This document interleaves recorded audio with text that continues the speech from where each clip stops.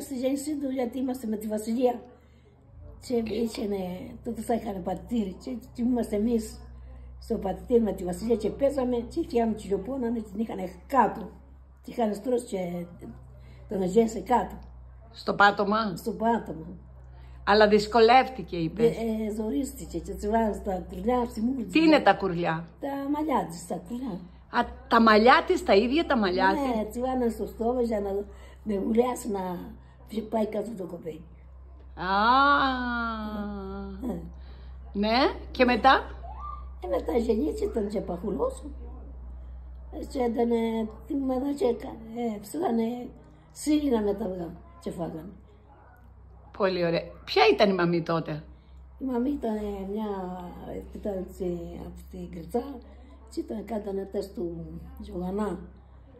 Ήταν να είσαι ένα σπίτι και κάτανε και ήταν κάτι η μαμή και τη μοδίστρα. Αχα.